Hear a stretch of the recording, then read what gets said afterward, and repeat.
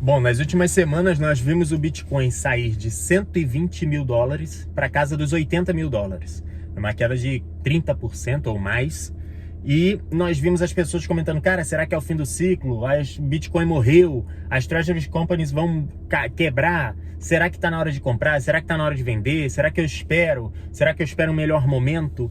O que você faz numa situação dessa? Eu gravei um vídeo mostrando para vocês que eu aumentei minha exposição a Bitcoin. Inclusive eu vendi parte da minha reserva de emergência para comprar mais Bitcoins. Expliquei no vídeo, vou deixar aqui na descrição, depois você vai lá dar uma olhada.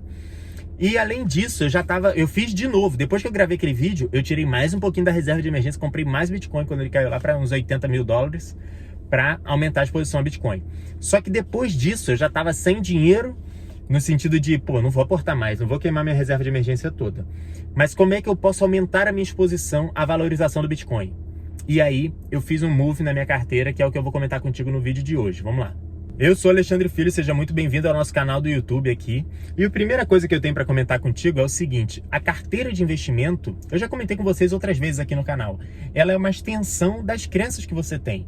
Das crenças que você tem em relação ao país, das crenças que você tem em relação aos ativos, das crenças que você tem em relação ao futuro. Então, por exemplo, dependendo do que você acredita, você pode criar uma carteira 100% em renda fixa.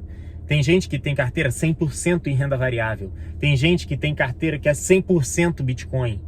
Tem gente que... Tu entendeu o que eu quero dizer, né? Então é uma extensão das coisas que você acredita. Mas eu, com base nas coisas que eu acredito, eu entendo que uma coisa plausível é você ter uma carteira equilibrada no sentido de um pouco de exposição no exterior, um pouco de renda nacional e Bitcoin, né? Eu acho extremamente ruim a pessoa que não tem exposição ao exterior, porque nós vivemos num mundo globalizado e o dólar, querendo ou não, hoje é a moeda global. Tudo é negociado em dólar, commodities são negociadas em dólar, várias coisas são precificadas em dólar. Então, o cara que vive em real, que vive numa moeda mais fraca que o dólar, que não tem exposição a dólar, eu acho que não seria tão interessante. Da mesma forma que eu acredito que a maioria das pessoas deveria ter exposição ao Bitcoin, nem que seja uma pequena fração do seu portfólio. Por quê? Porque para você preservar valor ao longo do tempo, você pode usar o Bitcoin para isso. Eu já expliquei isso em outros vídeos aqui, vou deixar na descrição, depois você se aprofunda lá. Inclusive, eu comentei sobre esse equilíbrio, comentei sobre essa questão de você se entender como investidor no meu livro, Mais Dinheiro e Menos Confusão. Vou deixar um link aqui na descrição, vai lá e adquire sua cópia, que eu tenho certeza que se você quiser construir o seu patrimônio com calma, com tranquilidade, pensando no longo prazo, esse livro vai te ajudar muito, tá bom? Mas voltando à situação do dólar, eu acredito muito nessa exposição ao exterior, principalmente ao dólar. Pô, Alexandre, mas o dólar é uma moeda fiduciária, assim como todas as outras. Ela vai a zero comparado ao Bitcoin. Inclusive, eu vou botar um gráfico na tela aqui sobre o S&P medido em Bitcoin, né? Todas as moedas fiduciárias medidas em Bitcoin tendem a zero, porque a moeda fiduciária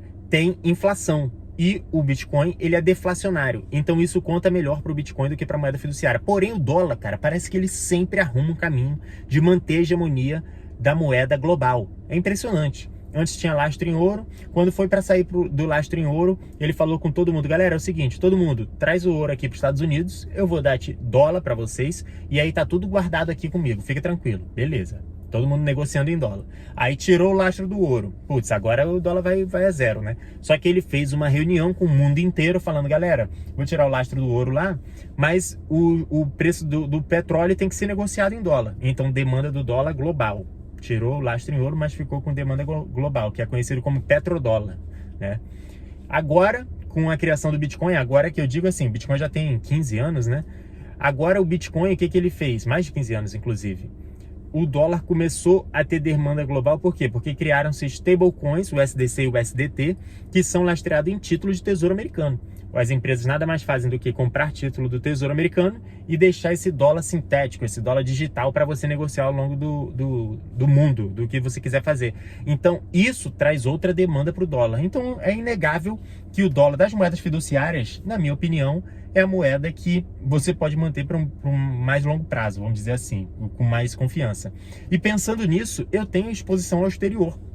A minha exposição ao exterior, ela se resume a ETFs. Só que eu tenho ETFs pulverizados, ETFs que acompanham o S&P 500, ETFs que tem REITs, que são fundos imobiliários americanos. Eu tinha uma pequena parcela de ETF em Bitcoin também, no exterior.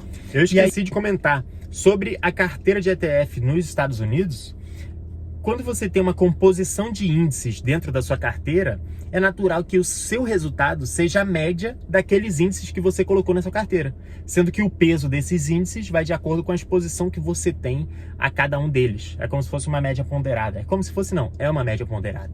Então, se você tem S&P 500 e REITs 50-50, quando o S&P subiu 100%, os REITs subiram 10%, você vai ter a média disso aqui, porque está balanceado. Agora, se você tem 60-40, você tem que fazer a média ponderada. Por que eu estou te falando isso?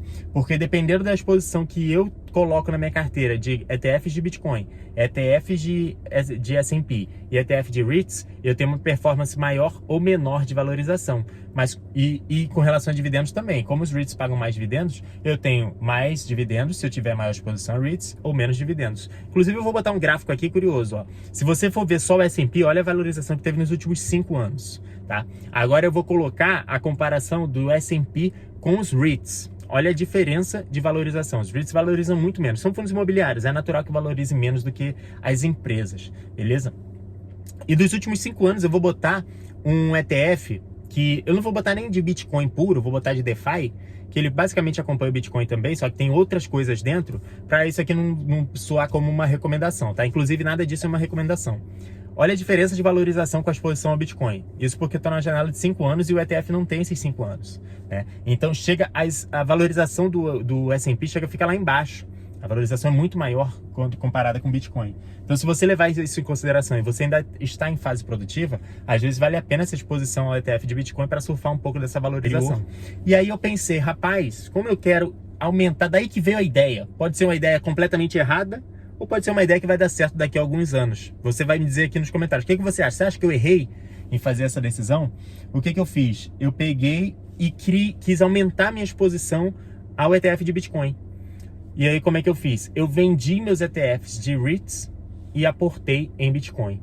Por quê? Eu posso rebalancear minha carteira depois com os próximos aportes, sem pressa, com tranquilidade, com parcimônia.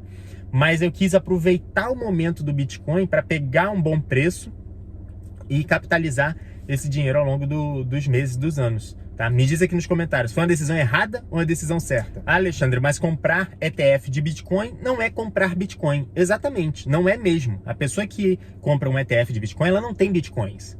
Tá? Ela tem cotas de uma empresa, só isso. E teoricamente aquela empresa tem Bitcoins. Só que o ETF, ele é um caminho para algumas pessoas para surfar a onda do Bitcoin. Pô, vamos dar um exemplo aqui. Você sabe fazer autocustódia? Né? Porque tem muitas pessoas que querem ter Bitcoins, começam a comprar Bitcoin, tentar fazer autocustódia sem saber e perdem as moedas, cara. E perde a seed phrase, e esquece a passphrase e perde os fundos.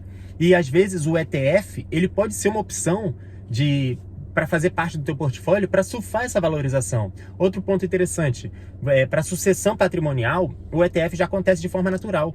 Tem gente que morre com a passphrase na cabeça, sem passar para a família, e não deixa dinheiro para a família. Se o seu objetivo for esse, beleza, fica com a passphrase para você. Mas, por exemplo, a minha esposa, ela sabe acessar os meus. Assim como eu quero que meu filho aprenda também, eu vou ensinar para ele acessar os fundos que eu estou guardando para ele também. Então, assim, o ETF, ele é um mecanismo, é uma das formas que tem no mercado para você se expor à valorização do Bitcoin e surfar essa onda sem ter a preocupação de fazer autocustódia, sem ter risco de perder chave, de perder palavra e de perder Bitcoin, seus fundos ao longo do tempo, tá? Inclusive, acho que eu vou fazer um vídeo só sobre ETF de Bitcoin, cara. Acho que eu vou fazer explicando esses benefícios e explicando alguns ETFs que tem, tanto no Brasil quanto no exterior. O que você acha? Me diz aí se é uma boa ideia, tá? Então, eu não sou daquelas pessoas que gostam de Bitcoin. Eu gosto muito de Bitcoin, vocês que acompanham aqui o canal sabem. Mas eu não sou daquelas que, assim, só porque eu gosto, que eu acho que é o melhor ativo, todo mundo tem que comprar e todo mundo tem que investir só nisso. Eu não sou assim. Né? Cada pessoa tem uma crença, tem umas necessidades diferentes, então cada um vai fazer uma carteira que é adaptada à sua necessidade, e é por isso que eu estou falando aqui do ETF. Então essa foi a minha decisão, tirar a minha posição de REITs americanos, aproveitar a queda do Bitcoin para aumentar a minha exposição a Bitcoin, e depois, a Bitcoin não, a ETF de Bitcoin, e depois eu vou rebalancear essa minha carteira do exterior com pequenos aportes ao longo dos anos aí. Beleza? O que vocês acham? Me diz aqui nos comentários se eu errei, se eu acertei e o que você fez nessa queda do Bitcoin. Beleza? Se esse vídeo gerou valor pra você, cara, deixa um like aqui embaixo, se inscreve no canal e vai assistir outro vídeo que tá aqui na descrição que vai te gerar muito valor. Um forte abraço e a gente se vê no próximo vídeo.